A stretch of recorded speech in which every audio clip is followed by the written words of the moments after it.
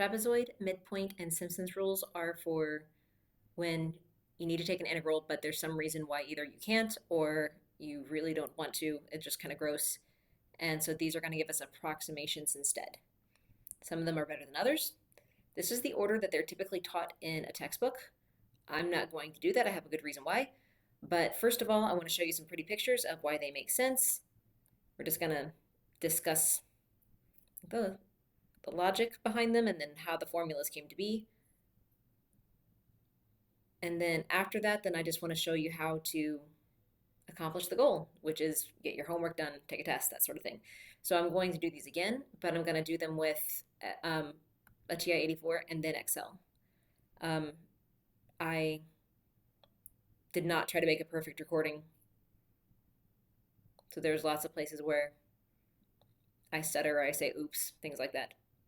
It'll be fine though, especially since this is just a video for approximations anyway.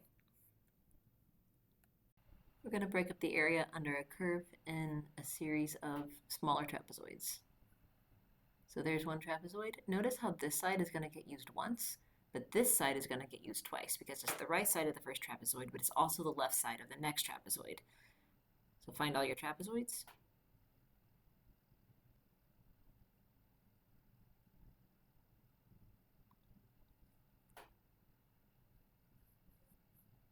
That's going to require that formula from geometry. But with some factoring and combining like terms, we can simplify this a little bit, factor out that h over 2 from each of the individual trapezoids. And then also whenever you're reusing a side, then say you have two of them, like the formula at the top. As I'm showing calculations for both the TI-84 and through Excel, then I'm going to use the function f of x is equal to the square root of the quantity 4 minus x squared. N will be 12, and I will go from 0 to 2. So this is an approximation of the integral from 0 to 2 of the square root of 4 minus x squared dx. You can see the answers down here at the bottom. These are the things we're getting really close to. All right, I need to figure out what x values I'm going to use. So you don't have to calculate this on screen. But this is the concept. The biggest x minus the smallest x divided by the number of trapezoids in this case we're going to have. All right, now that is 1/6. So I'm going to start counting. I'm going to go into my list menu. So I go to Stat, Edit. Let's go ahead and clear all my lists. So memory, clear all lists, number 4.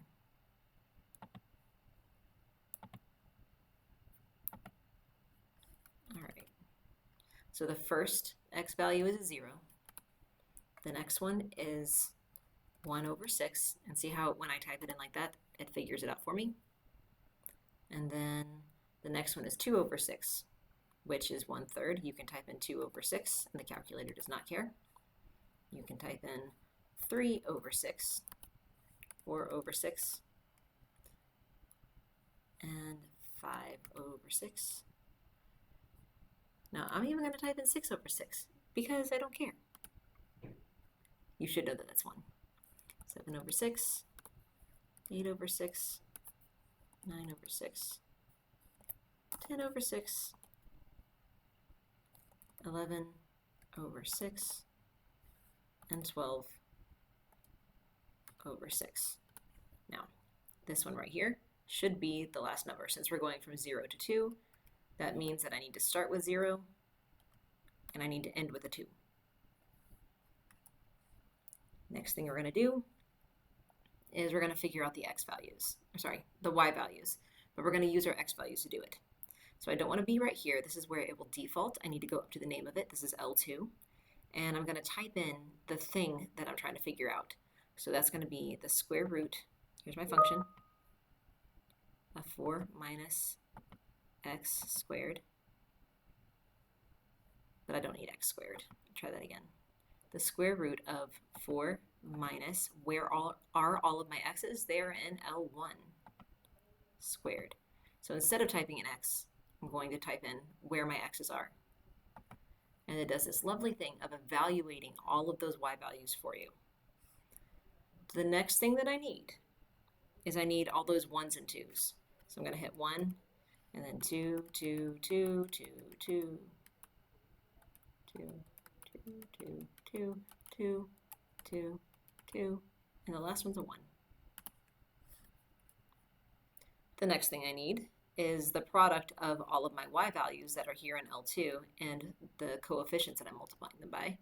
So I want to go to the name of this, not here, but up here. And I'm going to say L2. So this is L2 times whatever coefficient is there for me in L3. And then I hit enter. All right. Now I'm going to go back to my home screen, so second mode. And I want the sum of all of that stuff that was in L4, but then it's my height. And my height is really going to be my delta x over 2. So I need my delta x, which is going to be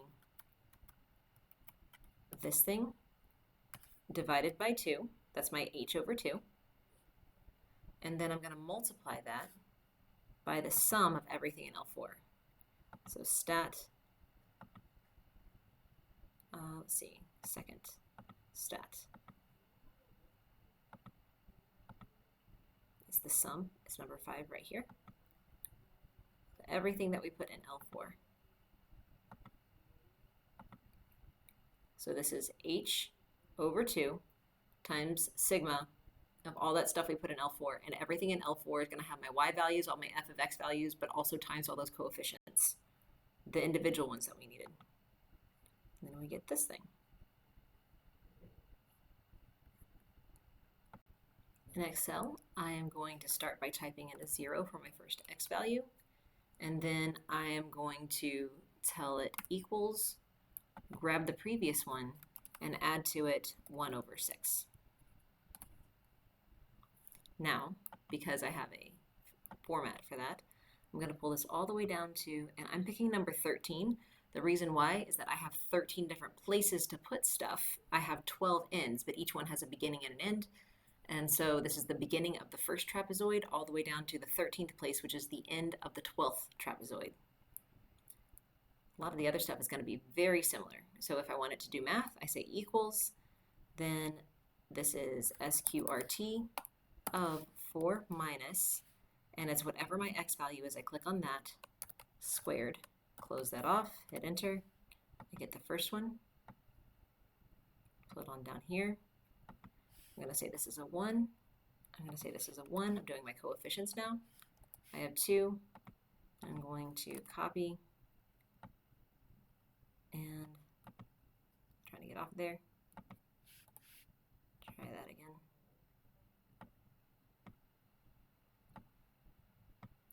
Fill them in like that. This one is equals this times whatever that is. Enter. Drag that down. And then the last thing I want to do is equals, and this is my h, which is my delta x. So 1 divided by 6, and then divided by 2, times, and it's the word sum, open, and you highlight all of this stuff and close it.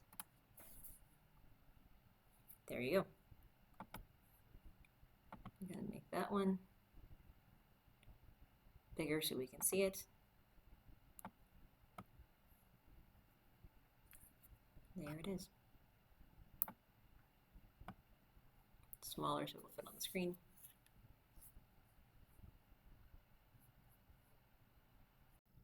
Now, Simpson's rule is usually taught last because it is the most accurate, but also the geometry is a little crazier. So there is a proof, there's only a piece of it on screen, but notice where the end of one is the beginning of the next, and so that's where your 2's are going to be coming from. And the longer version of the proof is where the 4's are going to be coming from. But it looks in things in triplicate.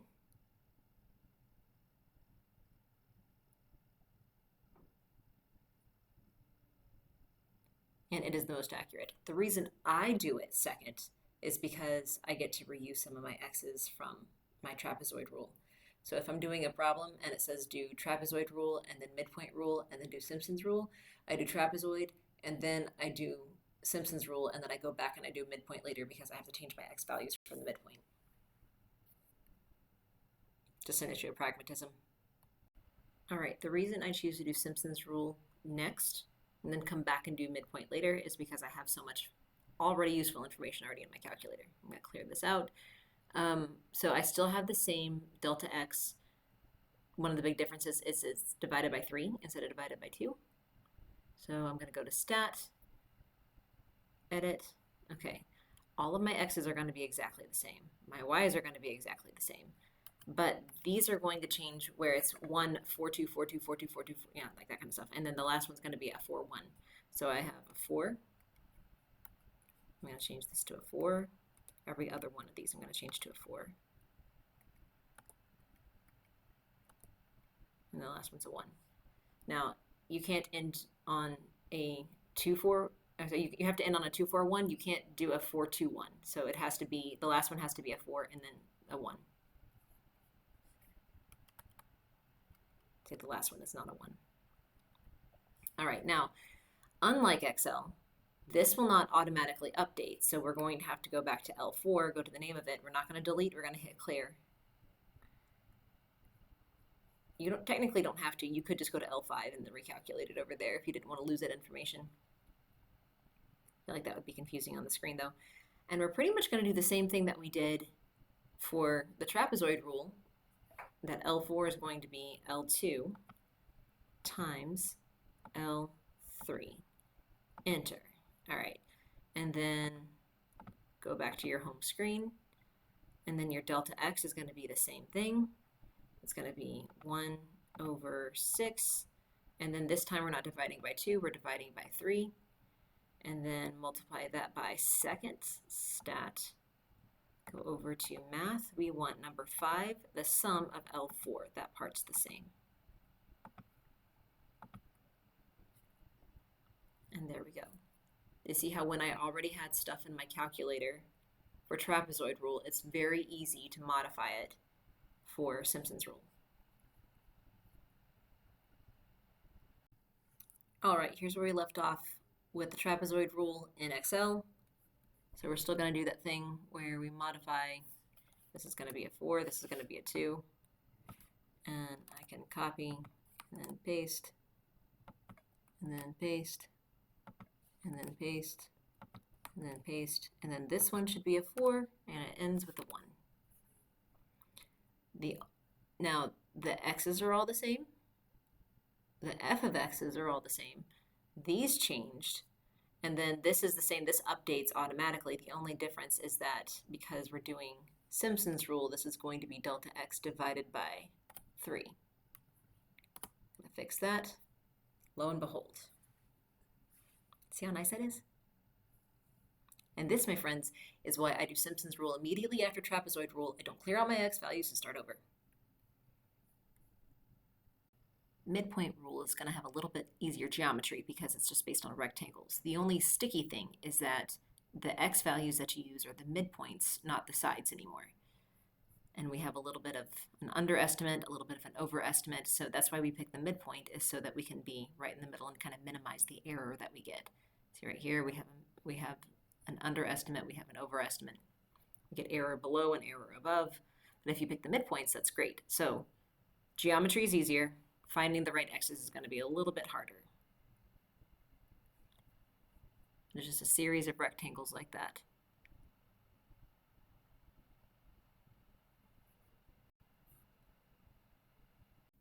All right, now I'm going to do the midpoint rule, but I have to be brave enough to clear out all the old stuff. You actually don't have to clear out the old stuff. You could just scoot it over, but I have to be brave enough to clear out the old stuff because I can't have my spreadsheet looking cluttery when I'm trying to show you something. All right. Now, the first thing I want to talk about is that even though your rectangles are all going to have a delta x, or they're going to be 1/6 wide, that's your delta x, then those are not the x values we're using. We're not using the edges of the rectangles, we're using the middle of them. So I'm going to take my first rectangle from 0 to 1/6. So this, and then find where the middle of that is. So this is going to be my first value here, my first x value. But we're still going to be moving to the next rectangle by adding delta x, by adding 1/6 each time. Now I've already cleared my lists out. So I have a fresh spreadsheet right here. Now, that decimal number that was on the other screen is 1/12. And then I get this. My next one is going to be 1/12 plus delta x, which is 1/6. So even though my first midpoint was at 1/12, to move to the next midpoint, that's still 1/6 away. Then I have 0.25 plus 1/6. And then there are a few different ways I could do this. I could say, I could be equivalently lazy and say L1, and then whatever the thing is in the third cell, plus 1/6. I could just type that in. So the previous, I'm going to do it a not so savvy way next. So I'm going to take my previous answer, so 0.583333333333, kind of overload that a little bit, plus 1/6, 0.75 plus 1/6, and then this one right here, 0.916666666666666666. See if you can overload that, plus 1/6.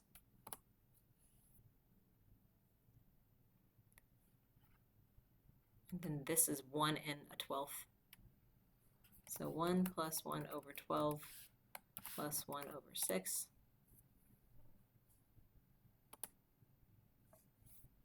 $1.25 plus 1/6.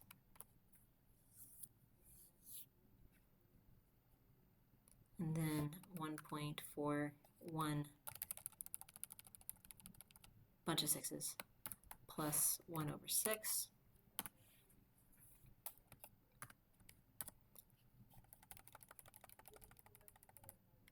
Plus 1/6.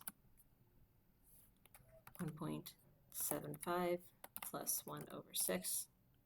The calculator figured that part out. And that is the last one that I need, because that's 12 of them. See? It's the 12th one. I don't need a beginning and an end because I'm only looking at the middles each time. All right. So the next thing should be really familiar. I just need to find the f of x values that go along with these. So this is going to be, go to the name of it. Don't go here, go here. The square root of 4 minus, and instead of saying x, we're going to say L1 squared. We get all of those. Now on my home screen, we have how wide each of them are. 1/6 times second stat math, the sum. This right here is the same thing as a sigma. All the stuff that we put in L2. L2.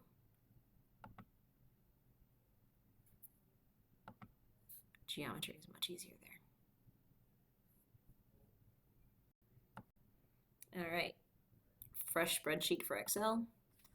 The first one is at 1/12, not January 12th, equals 1 divided by 12, for Pete's sake. Now, since your first cell is not 0, then it might try to recognize it as a date. There are two things that we could do for this, and one of them is to reformat your cells. So we're going to say everything in here, we're going to right click on it, and format cells is out of my screen recording area. I'm going to say number. We're going to give it a lot of places. Okay.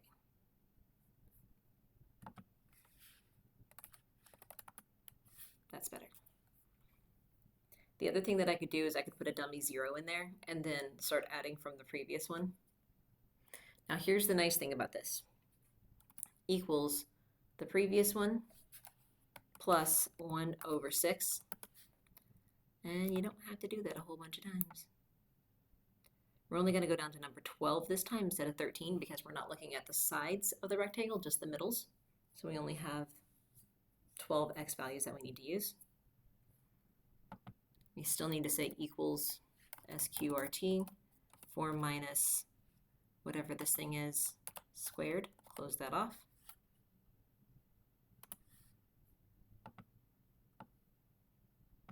Drag that down. And this is equal to, you have the same delta x, and then plus, or sorry, times the sum of this stack, because they're nice, easy rectangles. There you go. Let us enlarge this.